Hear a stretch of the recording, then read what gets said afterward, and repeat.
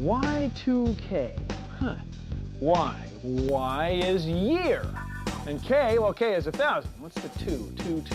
Y2K. Year 2000. I get it. Uh-huh. Y2K. Huh.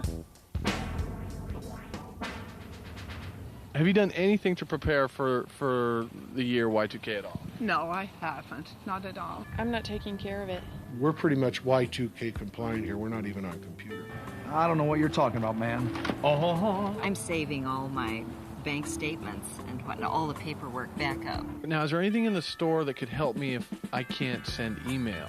Email sensitive, you know, and email seems to be the first thing that goes. In the last couple of weeks, I've started asking myself, should I do something to my computer at home? I got quite a bit of response, but this just fits on any 5-gallon food. Look at that.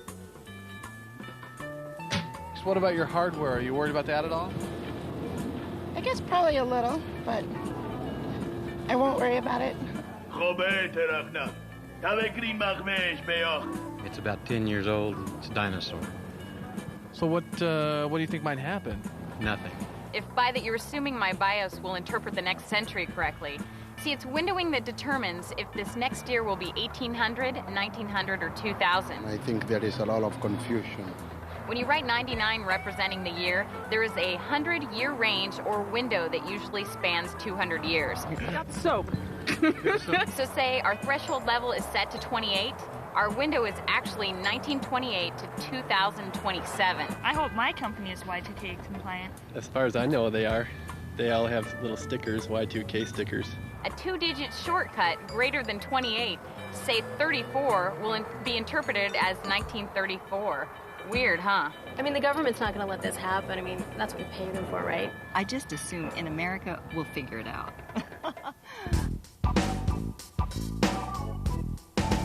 Oh, hi.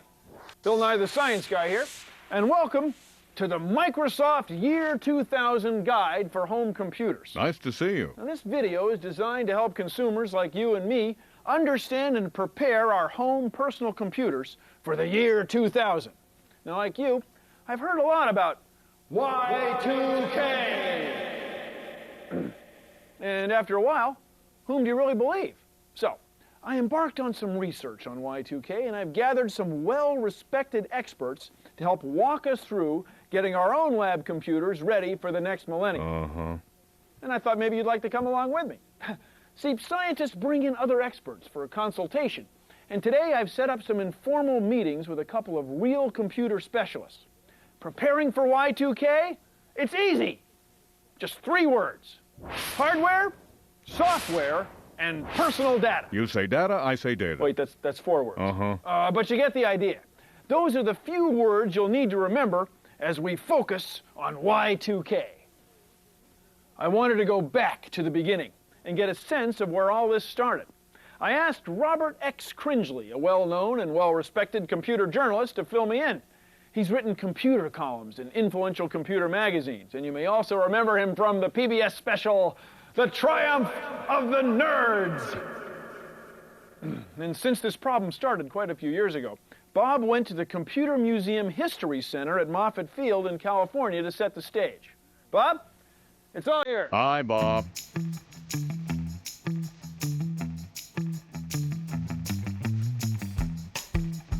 It's fitting that we're here at the Computer Museum History Center at the NASA Ames Research Center in Moffett Field, California. The beginnings of not just the Y2K problem, but computing in general can be traced to this big iron. It's when these machines were new that the problem began. In the 1940s and 50s, these early computers used punch cards. Those of you older than 40 will remember seeing these as a kid in school. There was limited space on these 40 and 80 column punch cards, and back then it made sense to represent the year on these cards with 2 digits. After all, the year 2000 was like way out there. In the 1960s, computer memory was very expensive. Conserving just 2 bytes per record in memory, the 19 of 1965, for example, allowed software developers to be more efficient and save millions of dollars for their companies. These programming practices continued because the turn of the century seemed far in the future. Many of these programs, particularly older or custom ones, must be assessed to determine their readiness for the year 2000. Another source of the problem is sociological, the everyday tendency for people to use two-digit shortcuts to indicate the calendar year. How many times when you are asked for your birthday do you write, say, April 24th, 1965? My guess is you're much more likely to write 4/24/65. As a result, many computer users have included two-digit date shortcuts, for example, 98 for 1998, throughout their documents and spreadsheets. This seemingly innocent and time-saving practice is another major cause of the year 2000 issue. So the year 2000 issue is actually a collection of different types of date handling practices that can affect computer systems, including personal computers, when the new century arrives. I wonder if these things can be programmed to play Pong. Thanks, Bob. Let me get something out of the way right off. There is no one thing, no silver bullet that will fix the overall Y2K issue. Was that really a silver bullet? There just isn't. And when my computer specialists explain what the issues really are, I think you'll feel better. So with all that said, here's what my initial research has shown, and this is important. The way that your computer system will be affected by the year 2000 will depend not only on the equipment and software that you have, but what you do with your computer, how you use it, how you rely on it. If you only use your PC to play games or surf the internet, chances are you won't experience any year 2000 issues. On the other hand, if you use your PC for managing finances or storing date-sensitive information, you are much more likely to experience year 2000 issues. And now we're going to walk you through all that step by step. And at the end of this video, we'll list websites and phone numbers that will provide you with other helpful information in your quest to make your PC year 2000 ready. Whatever you say, Bill. The CD that you got when you rented this video. What CD-ROM? I didn't get a CD-ROM. Yeah, this one. You did get the CD-ROM, right? Don't even tell me you got it. It's okay, Bill. I checked. They did get a CD-ROM. You can relax now. Ah, good. On this CD-ROM, you'll find these same links and phone numbers, along with the Microsoft Year 2000 Product Analyzer. And I'll show you that in a minute. Also, throughout this video, I've asked an old friend of mine. Oh, hey, QT. There's some people here I'd like you to meet.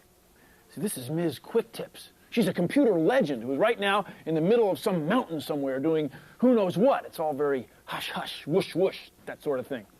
QT, can you even tell us where you are right now? Oh, not yet, but you'll be reading about my research very soon.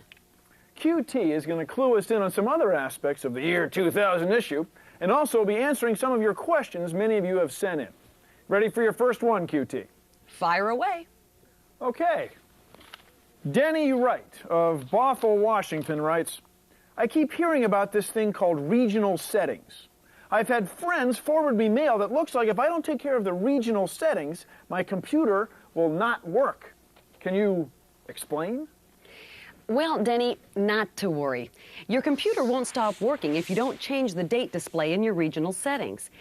Windows processes, stores, and calculates dates using 4 digits regardless of the setting. These are only for screen display. Microsoft recommends changing the short date format in regional settings via the Windows control panel to a 4-digit year. Making this change in regional settings will help other programs to display 4-digit years, thereby minimizing confusion about what century is intended. Now, to change your date settings, go to Start, Settings, Control Panel. Click on the Regional Settings icon. Go to the Date tab at the top of this box, and right here in the middle, you'll find the short date settings. Make sure that the year is represented by the YYYY. Click on Close, and you're all set. Easy, simple, and it'll avoid confusion later on. 4-digit dates. Bill? Remember that. Thanks, QT. That's great information. Once again, there are 3 things to remember about your computer in the year 2000. Hardware, software, data. Hardware, software, and data. First, let's take a look at hardware.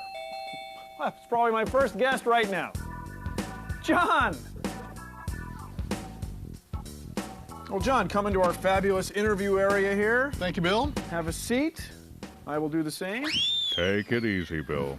Hey everybody, this is John Archer, one of those experts I was telling you about, and he's from the PCY 2000 Alliance. In fact, you started the PCY 2000 Alliance, didn't you? That's right, Bill. Now, what do you guys do for us? Well, the PCY 2000 Alliance is a group of computer companies involved in PC manufacturing. We're all working to address Y2K hardware concerns. We decided we needed to work together to best help users deal with possible year 2000 issues. I should tell you right up front that most of the major PC manufacturers are stating that their hardware is Y2K compliant. Oh, is it? It is. Or they wouldn't say so. Or we wouldn't say so. However, on some older PCs, there are a couple things that are at issue on the hardware side. They're easy to test, and they start with the RTC. Each personal computer keeps track of the time and date. What's an RTC? The real-time clock. I'm sure you've seen the time displayed in the lower right-hand corner of your Windows desktop. Oh yeah, it's down there, it's clicking away. Exactly. Now the ability to tell the time and date relies on this battery-powered RTC, the real-time clock. The RTC keeps track of the time even when the PC is turned off or unplugged. And when you turn the computer on, the BIOS checks this information to see if it's correct. BIOS, that's Basic Input-Output System, BIOS. Think about the BIOS like this. When people fly an airplane, the pilot goes through a checklist to make sure all the systems of the airplane are functioning properly. The BIOS is similar in the PC, the difference being that you don't have to do anything. The BIOS goes through the computer checklist behind the scenes when you turn on your computer. It's an autopilot. Exactly. But like many of the year 2000 concerns, the potential issue with the BIOS is that it may not recognize the correct century when we pass New Year's Eve this year. Think of the BIOS like a wristwatch. It has to be reset for daylight savings time. You may have to reset your BIOS the same way you would your wristwatch. The only difference is you only have to do this every 100 years. So instead of twice a year, exactly. every 100 years. Every 100 years. Yeah. And if your PC hardware does not know the correct century, that error could affect other aspects of your computer system. This is sometimes called a rollover problem. The rollover problem. Problem? What problem? Simply put, the rollover problem is like an automobile odometer when it rolls over to 100,000 miles. Same principle with a computer rollover problem. You really don't have to understand all the subtleties. You just need to test your BIOS to make sure it will recognize the year 2000. So, John, you're saying the hardware of your PC is the foundation on which everything else is based. That's right, Bill. Your first priority is to find out if your computer's hardware is ready for the year 2000. If it isn't, you'll need to take some action to make it ready. And here's how you do it. Let's go to the PCY 2000 Alliance website. Well, Bill, as you can see, we have links on our website to most of the major hardware manufacturers. The resource CD also has links to this site so that you can look from this website for many of the manufacturers. Many provide a list of compliant PCs, and you can check to see if your computer is on the list right here. If there isn't a list, they may offer a simple test that you can run that will quickly tell you whether your computer will handle the date transition. If you don't see your computer's manufacturer listed, you may choose a third-party test or look for the company that supplied your system's BIOS. Let's simplify the process. Assume the system isn't listed, so we can click on the NSTL test tool. So go ahead and click download. The file is being sent to your computer over the internet. The software is going to test your system to see what the BIOS will do when the year 2000 date transition happens. What fun. We're test running right now. Look, there's DOS coming up. Oh, it's big and fancy. Now, what happens if your computer doesn't pass this test? Well, if the test were to indicate that the hardware is not year 2000 compliant, you may be given multiple options. They may include downloading a special software program to update the BIOS, or a program to monitor and change the date automatically. Or you may choose to manually reset your system's clock after the new year. But at least for your lab computer, it's Y2K ready. It passed. Ah, boy, now I feel a lot better. Hey, John, thanks for coming down here and showing us all this stuff. Not at all, Bill. Good to see you again. Good to see you, sir. Bye, John. I wonder what QT is up to. Hey, QT, you ready for your next question? Ah, good. This one comes from Bob Snyder of Poughkeepsie, New York. Bob writes, I've heard that the year 2000 issue is a virus or caused by a virus. Will virus detection software take care of this? What about this whole virus deal? Is there any truth to it? No, Bill. Year 2000 issues are not caused by or related to a virus. Anyway, This is important because you may read or hear news of virus-related issues that are directed at the year 2000, but the real problem with the year 2000 has absolutely nothing to do with the virus. The Y2K issues mainly stem from the decades-long practice of using 2 digits to represent years, a practice that makes the computer try to figure out what century we're in. But, and this is equally important, there will be viruses floating around that may use the year 2000 as their springboard for getting into your computer. These viruses can infect your computer in a number of ways. For instance, a virus can take on many forms, such as email claiming to be a Y2K fix for your software. There's even been a virus that claimed to be a Y2K countdown timer. So be extra vigilant and make sure you really trust that email before you open it. Some of these viruses may be nasty, causing data corruption of your private information. So the bottom line is viruses are dangerous to computers, and there may be viruses floating around, but they do not and did not cause the so-called Y2K problem. Okay? Thanks, QT. Nice going, QT. So my lab hardware checked out fine. Up next, software. For that side of things, I've asked a real software guy to come by and help us out. There he is right now. Rich. Bill, how are you? Kaplan, come on in. Thanks. Please have a seat. Thank you. These lovely chairs. Boy, that was fast. Hey everybody, this is Rich Kaplan, the director of all things Y2K at Microsoft. Hey, it's good to have you here. Thanks, delighted to be here. Now, what's a typical Y2K day like at Microsoft? Well, I'm responsible for making sure that the Microsoft software and our customers are ready for the year 2000. Ready. You know, John Archer was here a little while ago, and he helped me get through my hardware. Good. Which, by the way, checked out with flying colors. That's very good. But now we got to do the software, right? So can you walk us through that? And of course, you know, being the computer expert that I am, I'm just very familiar with software. Of course I am. I know you are. But can you describe software in general? I will. In general, software consists of a series of instructions for the computer. And there's really 2 main parts: the computer software, the operating system, which makes the workings of the computer work, right? And then there's software programs or applications that perform specific tasks. So that's, okay, so the word application means stuff that's not in the operating system. It's other kinds of software. You know, I've often wondered. Seriously. Yeah, that's actually the task-based stuff, like a word processor or a spreadsheet. So the operating system makes the guts work. Operating systems, for example, are Windows 98, Windows 95, Windows NT. Big fan. Good, good. The Mac OS, Unix. Those are all different operating systems. And they control the central processor. They control the central processor, they control the memory, the hard disk, the modems, the mouse. But when you get a new piece of software, that's not what you're getting in general. No, well, no, not in general. I mean, sometimes you can get those things, but the operating system is really the foundation that all those other things sit on top of. So, what do I do? Well, I got my computer, I got the software in there, the operating system's in there.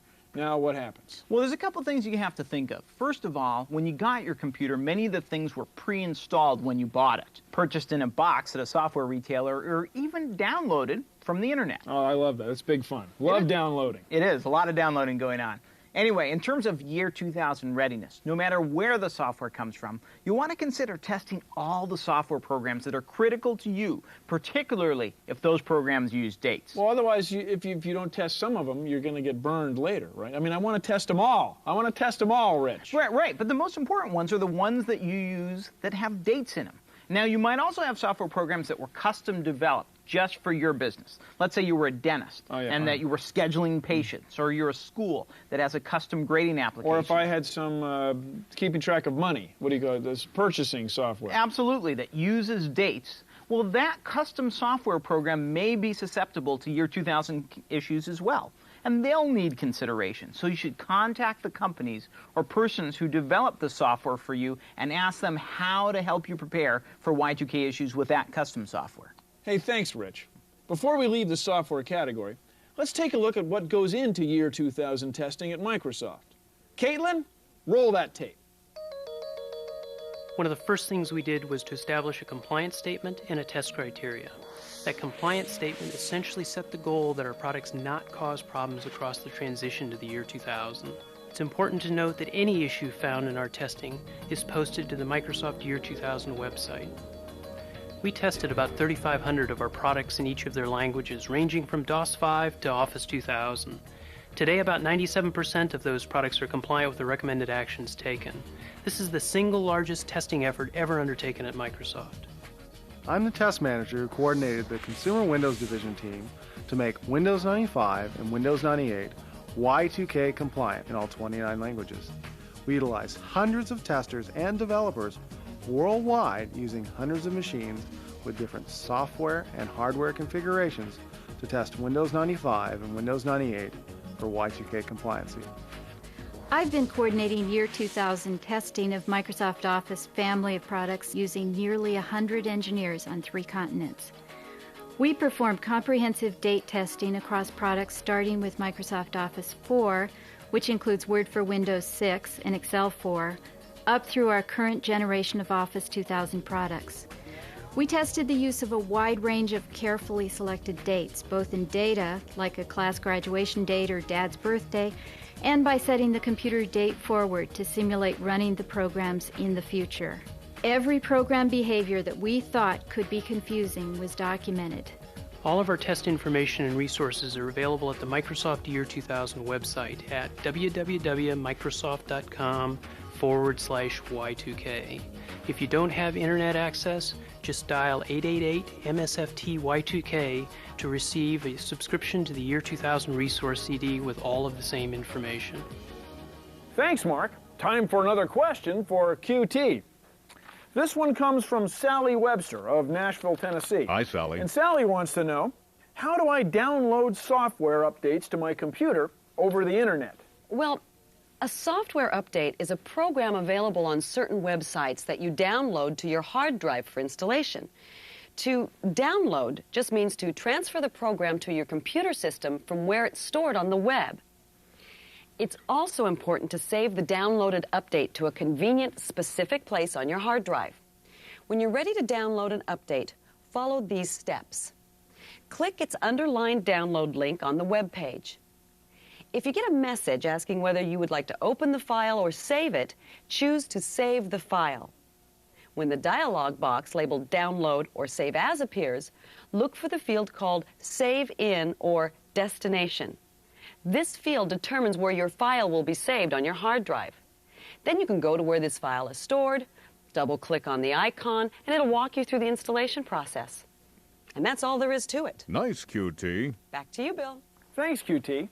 Now let's take a look at your personal data files. And for that, let's go back and chat with Rich some more. Take it easy, Bill. Hi. It's time to talk about data files. Now, aren't data files part of software? Well, not really. Software is the tool that allows you to create data files. Think of it this way. Think of data files as just like you would writing on a piece of paper, right? It's the information you put on the paper. A data file is something you create, like a letter to your mom, or a budget, or your checkbook information, or maybe even a database of your friends' birthdays. Important. Don't miss those birthdays. But an issue is that the data files that you create or use may or may not be ready for the year 2000. So let's play a little game, and hopefully people will see what I mean. Okay, so Bill, what event happened on 1/8/35? 8th of January, 1935. I'm all shook up. Elvis Presley. Elvis Presley's birthday. Yeah, actually, you're right. But you know what? There's a more important date to me. More important to me, it's the last payment date on the mortgage on my house, January 8th, 2035. Did not see that one coming. Yeah, that's important. Different century, completely different century. I get it. Okay. I can play this game. All right. Okay? Yeah. 12/20/79. Use the force. 12/20/79. No, I got it. Star Wars was in theaters in December 20th, 1979. I'm sure you're right. That's got to be true. But I was going for 1879 when Thomas Edison introduced the world to the light bulb. Oh, you are right. So it's a big deal. You are right. So, what you see, though, is that using two-digit dates to signify the year really leaves the whole thing up for interpretation. Indeed it does. So when should you be concerned? I mean, what files are important that way and what files aren't? Well, it's really important to fix any files that use dates that will be involved in some type of calculation. Right? So, for example, a spreadsheet or a database file or any file where a specific date triggers something to happen. Oh, like if you had a letter that you'd written in this century, Yeah. and you went back and noticed that the date only had 2 digits, you could tell, oh yeah, I remember I wrote that. Yeah, but it wouldn't be a big deal, right? Yeah, It was whereas just in if a letter. you had a checkbook or something, your files like that, that would be very important. Like, yeah, and it was paying your mortgage, and it did it automatically, right? And because you didn't put in which century, it never paid it anymore. Yeah, that would be bad. I get it. So as a rule of thumb, it's always best to use 4-digit years in all the files that are important to you or that are important to others. In fact, every time you use 2-digit dates, a PC has to guess which century you mean. And there's many risks can be eliminated just by typing in all 4 digits. 4-digit dates. Fabulous safety tip. Thank you. Hey, Bill. Bill. Whoa, Bill. Isn't it time for me to answer another question yet? Excuse me, that's QT. You know, she's very excited to be doing this. Hang on. Hang on. Okay, QT. Oh, by the way, thanks for coming. It's been fun. It really has been fun, thanks. Well, here's your last question, and this one comes from Jenny Peabody of Washington, D.C. And she writes, I use Excel for managing much of my business, and I have older Excel files that have valuable data on them. How can I make sure my old Excel files will be okay? This one's easy. Microsoft has provided some terrific wizards to use. The Date Fix Wizard, the Date Migration Wizard, and the Date Watch Wizard. Now, to download these, go to the Microsoft Y2K website and go to the Home Computer section. Then, click over here on Quick Tips where you'll find the link for the wizards. Download them to your computer and run the wizards. These wizards convert 2-digit dates to 4-digit dates in your Excel files. Easy. Thanks. Good luck on your research. So getting ready for the year 2000 means that you will need to consider all the parts of your computer. Its hardware, software, and data files. So now what? Oh, let's ask Rich. Rich, careful with those. They're not really balanced for throwing. Oh, you see me play golf? Well, I've seen enough. But seriously, what do you have to test software? I have something. I want to show it to you. So this is the Y2K resource CD from Microsoft. I get it. And on there, it has all the information that's on our website. It has what we call the product analyzer that I'm going to drill a little into. Those are software products. Software products, absolutely. It has updates for the most popular things like Windows and Office. And so let's take a look at the product analyzer. It's the thing that's going to look at your software. We said hardware, software, data. It's going to look at your software and tell you if it's Y2K ready. The second of the triple threat. There you go. So I say, it asks if you want to install it. I say yes. Sure we do. And that quickly it installs the software. Well, and that is quick. That's all you have to do to install it. Now to run it, you go to Start, Programs, and it's the last thing installed, so it's all the way at the bottom here, the Microsoft Year 2000 Product Analyzer. Click it. I click on it. It says, Welcome to the Product Analyzer. I select the defaults, and then I just click through here. It tells me a little bit of information, and now it's going out on my PC and checking the Microsoft software applications to see if they're Y2K ready. 26 programs found, 26 programs that match the product compliance database. That's it. And when you hit finish, it prints out a report for you, and it tells you the status. When you say prints, it's here. I could print it if I wanted. Yeah, you could print it to your printer, sure, or it just prints it on the screen for you. Aha. Okay, now, Rich, what if I have some software that's not Microsoft software? You know what? All the vendors have done a great job making information and updates available for lots of software applications. So go to the web and check out the websites for those software manufacturers. Okay. So, Rich, one more thing. Can you walk me through the Microsoft Y2K website? Sure, absolutely. On the website or via the CD, there's something called the Year 2000 Guide for Home Computers. And when you go there, it tells you about the things that we talked about today. Hardware.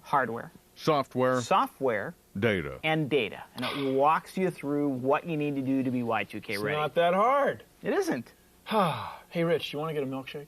Banana milkshake? I love banana milkshake. Okay, well, let me say goodbye to the folks. Okay. I'll be right with you. Cool. I prefer chocolate.